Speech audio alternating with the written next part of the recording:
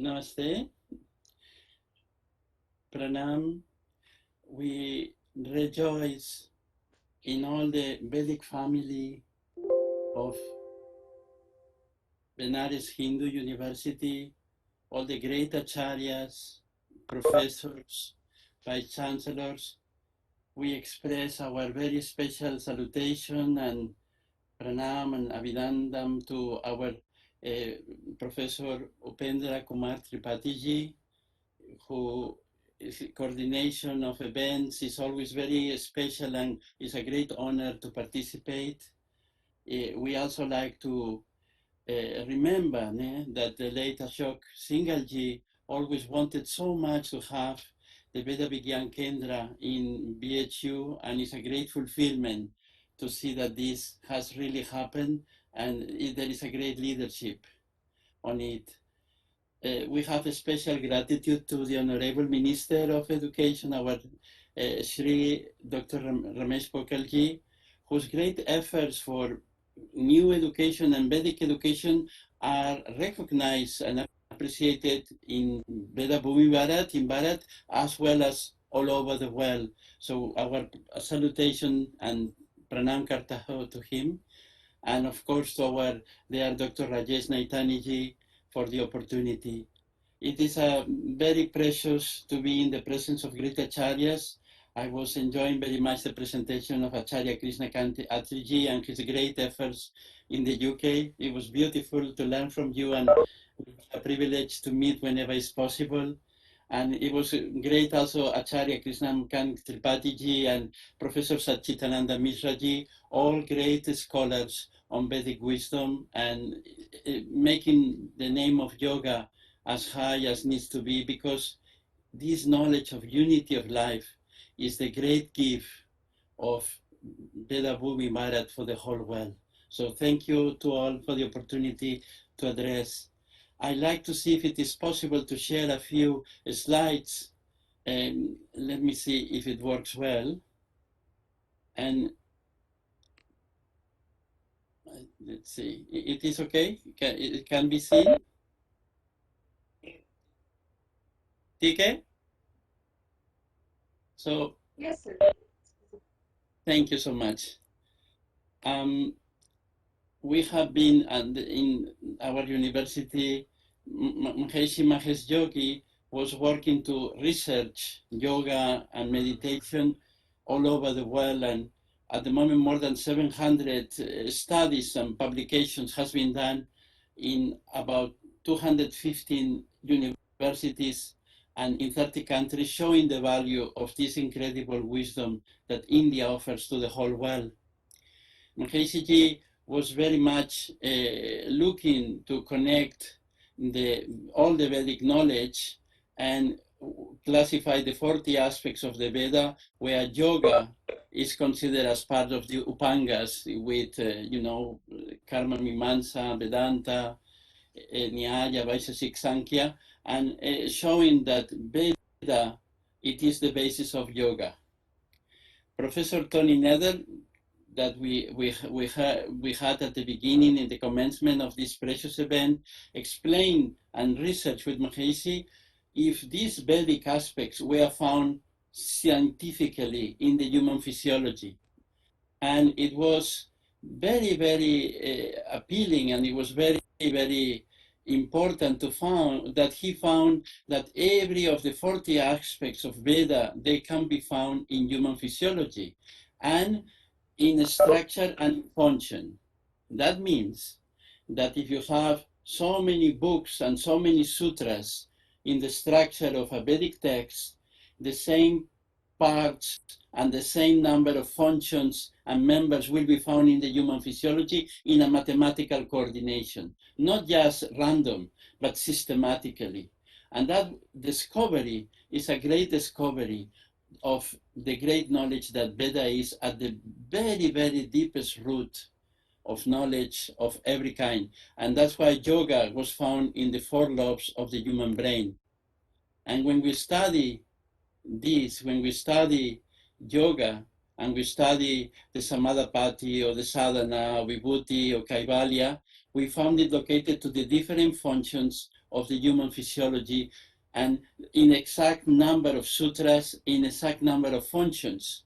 And that is very relevant of the relation that the physiology is not random and the Veda is at the very root of life in every way. We have been taking, you can take all the chapters of the 4 chapters of yoga, like Dr. Nader was telling us, and find each sutra located in a specific aspect of the brain, matching exactly in structure and function the 4 chapters and all the lobes of the brain. And that is not just random. And it can be seen from any angle of a study that the human physiology has the structure of yoga. So when the Pandijis recite the specific sutras of yoga, we can locate certain activity in that specific part of the brain. Means it's not a philosophy, it's a science of life. It's a very deep knowledge that structure and give us understanding of who we are. This is the great gift of yoga for the world. And then when we say Aham Brahmasmi, this great reality of yoga, this realization, this Vedic Ashivard for the world, we are just not talking ideals. We are talking scientific reality possible to every individual. When we look it from another perspective, you can also look it from matter. Ne? We know in physics that there are different layers of matter going from the most basic to the nucleus, to the macroscopic, microscopic, atomic, and subatomic, until the most basic level in the knowledge that we have from matter. And we can correlate that to the levels of study that we do in Vedic study. When we study, Patanjali can be studied on Vaikari, but also in Madhyadma, and also in Pashanti.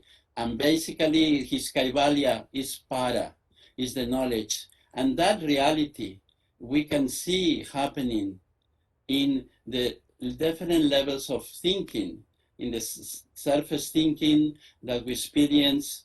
And then when we practice yoga, when we take the mind to the deepest level, we go through all these levels of matter and energy, and we eventually experience this field of para, this field of samadhi, that is equal to the basic unified field, which is the base of all the laws of physics, showing that matter and consciousness are related in a very deep way, and that yoga is the way, because after all, yoga wants to unify it. And can we unify it in science, matter, and consciousness? Can we do that? It seems yes, and the answer is Vedic knowledge. That will provide the answer to this, and that means the knowledge that we are celebrating today is the greatest gift for the world in the advancement in the future of knowledge. Not only we are proud of the great rishis, Maharishi Patanjali and all the great rishis of the past, but we see that Veda has a future of the breakthrough of understanding of human thought, consciousness, and matter, and answering the questions that philosophies, physicists, biologists are asking about life now in the frontier of science. But one thing I wanted, because the speakers, they mentioned so beautifully the different aspects of the structure of yoga, so I'm not going to do that, but I wanted to offer a little reflection in one or two of the sutras of Patanjali that call very deeply our attention. One of the sutras is Tatsanidu Bairak.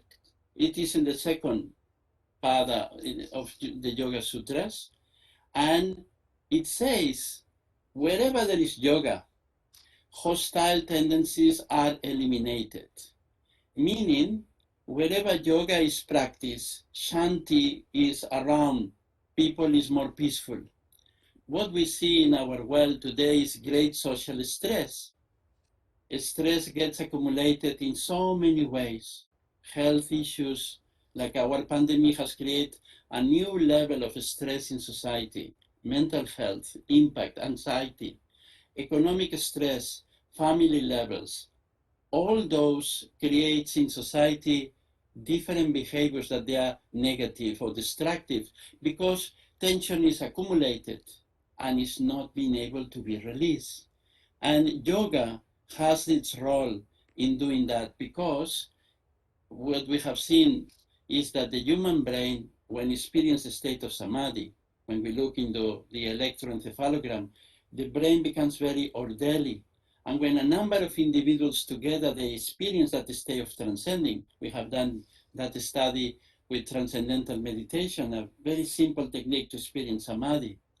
Then what we find is that we create an effect not just for the well-being of the individual. We know how good yoga is for the people mentally and physically, but scientifically we can say that in more than 50 publications that this type of brain produced by the experience of yoga, samadhi, yoga, chitta, nidra, viroda, has the ability to create peace in society and well-being. And Patanjali was not only creating a path for moksha, was creating a path for a harmonious society, a Vedic society. Veda is a source of peace for society. Yoga creates a possibility of peace in society. And that has been proved by a number of studies where we gathered lots of individuals practicing together, and we check the crime rate, and we check so many values around the city or nation or world, and we find significant results from the scientific viewpoint. And that has been published in very important journals of research shows one thing. Patanjali was telling us, experience yoga because you will have peace, but you will share the peace with others. And if we are able to do that, we are creating the basis of a better society. And this is the gift of Mother India for the whole world. Yoga Day is the day of unification. Can we unify it on the surface? We are all different all around the world, but still we say Vasudeva Kutumbakam. Why? Because there is a level that belongs to everyone, from where Vedic nourishment is available in a scientific manner for everyone. And that's why and that is not difficult. We don't require many years to experience Ved. When Ram went to Guru Vasishtaji in the Gurukula, when the four brothers went for their education in Ramayan, the first thing that Vasishta tells to Ram is Alpakal Vidya Sabhe. You can experience total knowledge. The whole knowledge of the Veda is available in you, in your human brain. It's beautiful if you can read all the Vedas, of course, but the Veda lives with you in your consciousness, and you can experience as yourself. And that is a wisdom that you can carry with you wherever you are. And in that basis, we can prevent danger. Yoga, that is another beautiful sutra of Patanjali, Heyam Dukkham Anagatam. The danger that has not yet come can be prevented. And that is enough groups of yogic experts practicing these experiences, experiencing yoga, can be preventful of many disasters in society. If we have problems in this world so much, it's because we don't have enough of the Vedic wisdom. And that is what we need to apply. And hundreds of universities, we are working in so many countries, creating this and collaborating with everyone that wants to participate in the Vedic application, in the Vedic sciences, in the Vedic technologies. And in that way, we can accomplish the goal of yoga. And Ram says, Ram Raj Dukkha Huna Vyapa. No one should suffer. Sarve Bhavantu Sukhinam, ne Sarve Santu Nirayanam. So this reality is what we are offering to the world when we are speaking of the science of yoga.